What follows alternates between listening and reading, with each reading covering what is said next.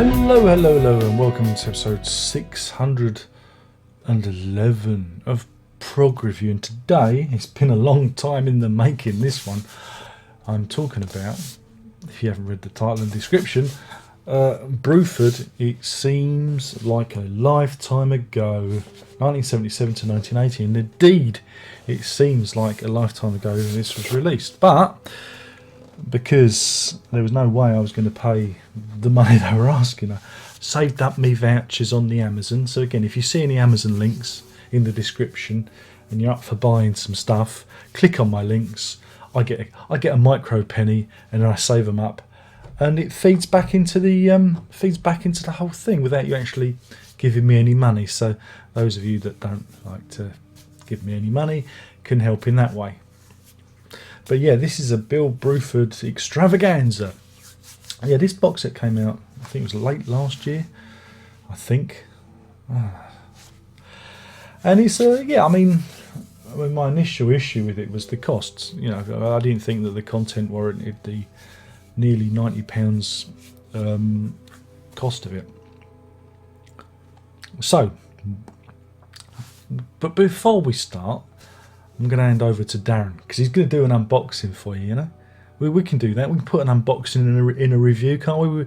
Have we done that before? I think we have. Let's confuse everyone. So what I'm going to do is I'm going to hand you over to my good friend Darren, who's going to look inside the box, and then we're going to come back. Is that okay with you guys? Okay. Take it away, Darren. Why, thank you, Darren. And here it is. This is the Bruford Seems Like a Lifetime Ago box set. I had to mute the sound, the original sound, and do it again because the washing machine came on. Did a spin cycle, but you're not interested in that. So you go. You got a poster for your boudoir. Look at that, isn't it lovely?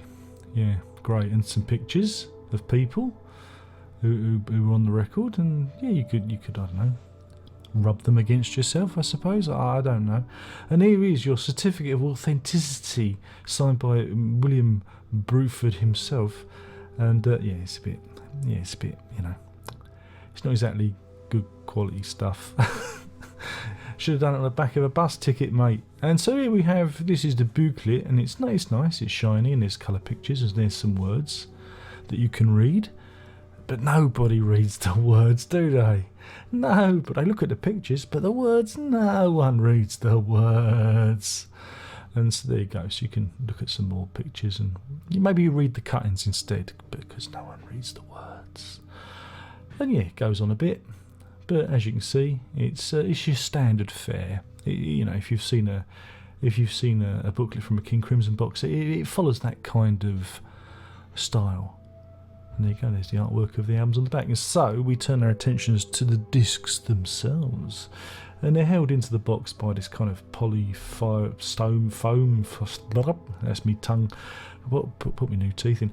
That's some sort of foam, polystyrene foam type stuff, and it holds the discs in place. So let's have a little look. And this one is feels good to me. And you have a booklet with more stuff in that you can read, and some more pictures to look at, and and words, so you can sing along to your favourite Bill Bruford song, and another little essay by Richard Williams, I believe. So there you go. So that's that, which is nice. And we have a disc. Of course we have a disc.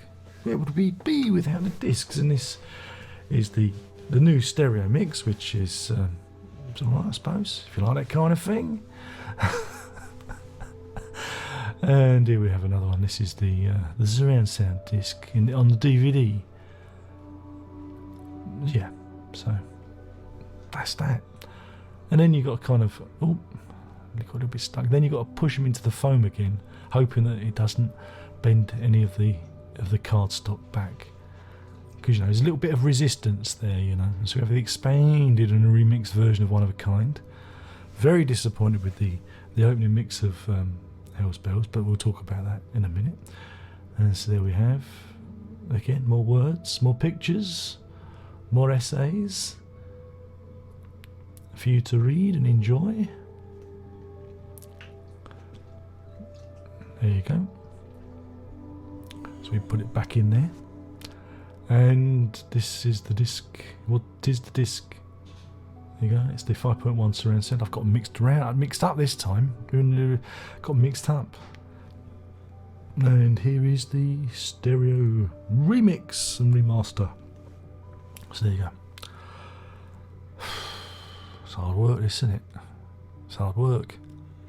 Just think you could be watching something else instead. You decided to click on this video. And here we have a Gradually Going Tornado and the Bruford Tapes, which is a live bootleg album. This one hasn't got a 5.1 mix, it's just remastered. That means they've made it louder. And yeah, that's a bit of a shame really, because I would have liked the whole lot to be in 5.1. Well, the studio albums, not Bruford Tapes. It's not. But it would have been nice if all the studio albums were in 5.1, but you know, master tapes go missing and that, so we've got to understand that. And there's the disc. There you go, Gradually Going Tornado. Yoink. Back you go. And then we have the Bruford Tapes, which was like a live bootleg album. I got this on vinyl. I got it for quids back in the day. There we go. And that's remastered. Prefer my vinyl version, but there you go. And then we've got to kind of squeeze it in. There we go. That's what she said. And then we have another live thing, live at the venue, which the sound quality I didn't think was as good as the Bruford Tapes, but you know, it is what it is. It is what it is. I much prefer that one. And you can see the lovely pictures and the lovely words. They're all becoming much of a muchness now, aren't they?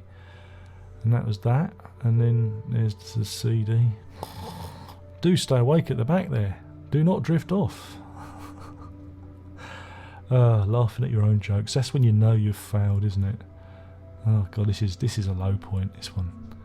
So anyway, let's get to the last disc, and the thing that's probably the most interesting, it's the rehearsal tapes, or rehearsal CD, tapes of the CD tapes of the missing fourth album. And yeah, it's an interesting little listen, you know, but I don't know if it warrants the price tag, but for the completist, it's all there for you. So that's what's inside the box. So let's just put everything back in so it don't get lost for when I sell it on eBay. Oh, I can't believe he said that. And there he is. And now what we'll do is we'll hand you back that fat idiot Darren. Take it away, Darren. Well, I think you'll agree that was most informative and educational, wasn't it? So yeah, it's a box. It brings together the Bruford era of Bill Bruford's career.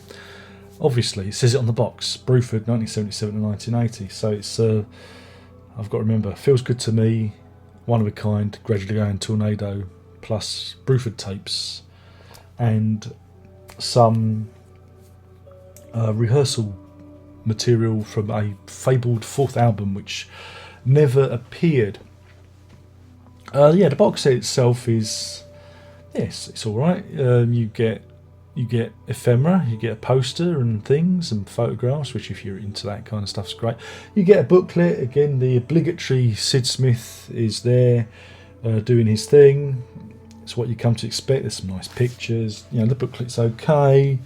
Also, the CDs themselves have other essays in there. I think there's some stuff from Richard Williams as well in the booklets, which I thought was not odd, but you know, I thought the booklet was for that. It makes you wonder if they're going to reissue them with the booklet, you know, with the stuff inside.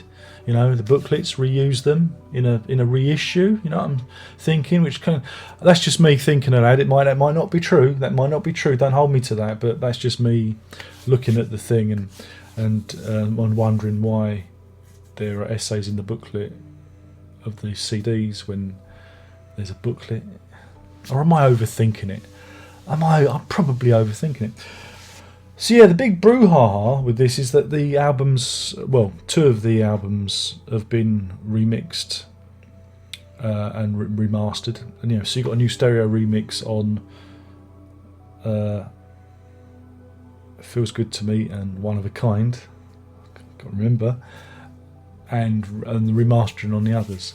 Yeah, I mean, I'm not a big I mean, very rarely that a new stereo mix makes any difference to me. I prefer like the originals. It's the 5.1 that I come to, and I've said this before. If anyone's watched the live streams that I do have a little bit of an issue.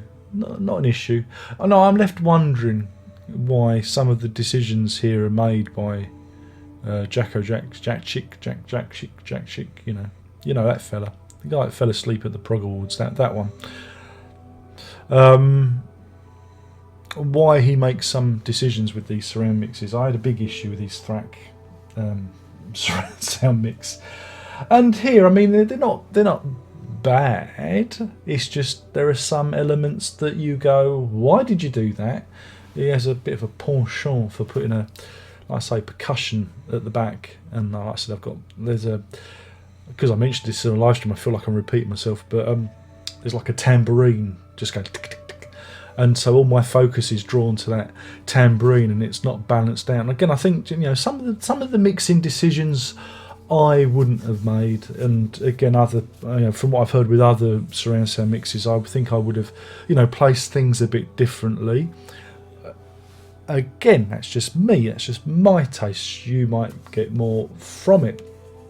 Again, with the stereo mixes as well, I didn't really, they didn't really make any big difference to me.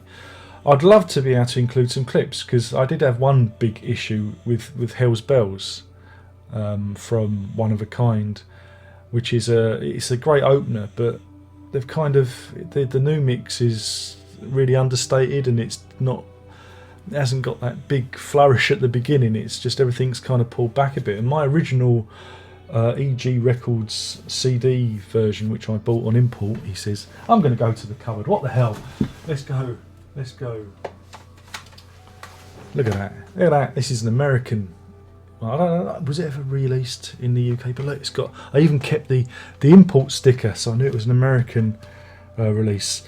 My version of this is my favourite version, and it sounds really good compared to the new mixes. But again, that's just my preference. And again, things have moved on. They're nice. It's a nice little booklet there, replicating the vinyl.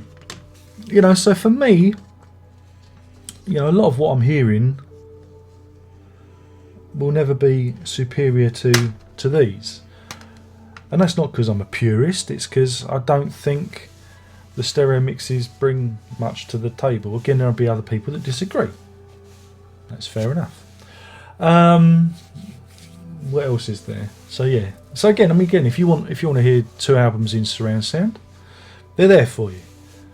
They're not wholly bad, but there are some bits that you don't get anything extra. There's no needle drops of the vinyl. It is just a stereo. There's a stereo mix, and what's it?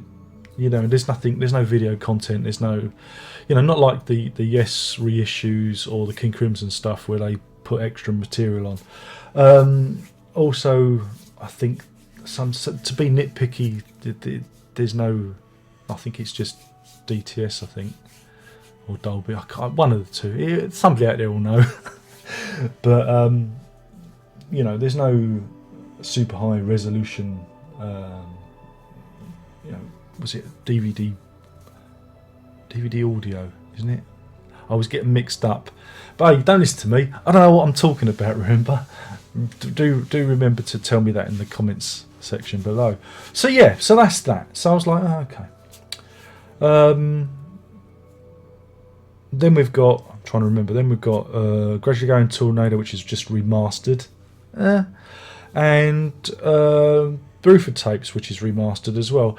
I prefer me vinyl. I remember getting me vinyl version of that for, £1 back in the day. And I did a little comparison, and I just thought my vinyl sounded a bit... had that added grunt. I don't know, there was an added grunt to it.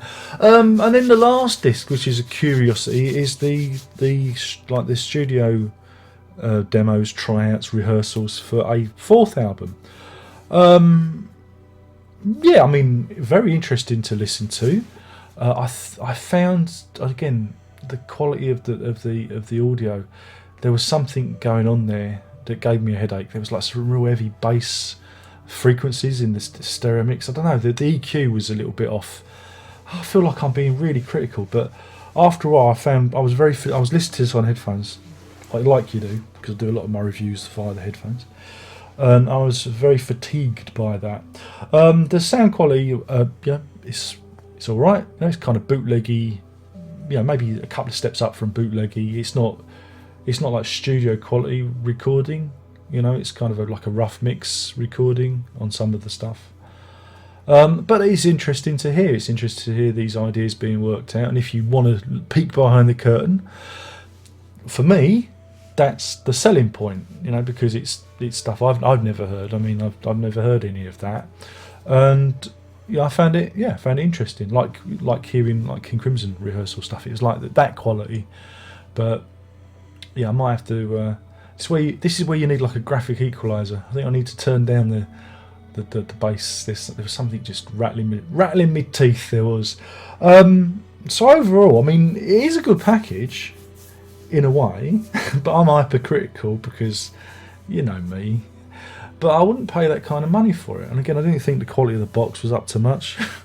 But the booklet's nice. And you've got some nice words to read, and that's that keep. But this is one of the first. I think it's one of the first box sets that came out that I thought, well, really, I wasn't that enamoured with it, and I would never have paid full price for this. And it's probably doubtful I'll even keep it. I might put it on the eBay. But yeah, it really is one for the fans. I mean, if you haven't got any of this stuff and you're really interested in 5.1 and you really want those rehearsal bits to hear, then yeah, try and pick it up. There are copies still available, I think. Well, I mean, I got mine from Amazon US, and there's copies over there, and you can import those in if you're the UK. I'll leave a link in the thing, and there are other places that you can find this. So I think they did a second pressing, which I think was a bit unfair on the fans. I think the initial pressing was like 2,000 copies or something, and now this is obviously like a second pressing of it because it's sold out. So yeah, I mean, it is what it is. But if it had been about 50 quid, I think it would have been a much better proposition, But I'm just really, really sick of these box sets and stuff. I mean, again, I'm using Crimson as a comparison. When you think what you get in a King Crimson box set, and they'll you can pick those up for 100 quid, 120 quid, and there's like, I don't know, 500 bloody discs in the thing, and a really big booklet with loads of, when you compare, this is what I'm using as a comparison, and this is why I feel that some of these sets now, the light is fading, the clouds are coming in, I'm getting darker. I should have put the lights on. Wait a minute, let me put my light on. Oh, I'm all lit up now like a candle. But yeah, so again, I always think of the King Crimson sets and what they've done recently with their bumper collection of discs and booklets and ephemera, and then I draw back to these other sets, and and so if they can do it for 100 quid, then how can this be 80 quid? You know what I'm saying? But maybe I'm being unfair. I always feel like I'm being unfair. Maybe my perspectives are skewed. I don't know. But if you're a real die-hard Bruford fan and you're gonna love it, you're gonna eat it up. You're gonna think this is great. You're gonna really, really, really like it. But if you're somebody who is not so much of a fan, or you just, you might find it a little bit, And I think they are actually reissuing these. I know they've reissued some of Bruford stuff on. I'm trying to remember which ones they were now. Was it the Ralph Towner one and Patrick Murray's in Japan live album? They're being reissued, so I would imagine that the rest of these discs are coming out again. I wouldn't be surprised if they slipped the DVDs in them, perhaps. You never know. It could happen. I'm just remembering those booklets with all the details. Whatever. Darren's conspiracy theories. So, in terms of a rating, I mean, I'm going to give it a middling 2.5 lifetimes ago out of 5. That's 2.5 lifetimes ago out of 5. Because again, you know, I think it could have been a bit cheaper. I think it could have been cheaper, and you know, and I'm a bit picky when not all of the records are in 5.1. You know, Gradually Going Tornado. Obviously, the tapes are probably missing, and that's why it hasn't happened. But you know, because that wasn't in 5.1 as well, I always feel like it's not the complete. It always feels incomplete to me. I mean, I felt that way with the Steve Hackett Premonitions box set, because they only had like the pseudo. I mean, the pseudo surround sound was good fun, but you know, I just felt like it's not complete, and that's no one's fault. That's just the way I feel about it. You know, that's my problem. So yeah, hopefully you've enjoyed this video. Sorry it's taken so long coming, but you know, that's how these things go. Got to wait. You got to wait sometimes. And hopefully this has been useful to you. If you have any questions, leave them in the comments section below. Engagement, so we can, you know, if you want to ask me about the set, you know, hopefully there's nothing I've missed out. I think I covered everything. I think I did. You know, yeah. So that's that. So anyway, before we go, I've got to do this spiel. My name's been Darren Lott, and of course I've been talking about Bruford Seems Like a Lifetime Ago. He says, trying to get it to capture the light. You know, it's there you go. So get an idea. That's the box. It's just like a cardboard box. And yeah. Thank you for watching. There's only one more thing left to say, and that is prog on.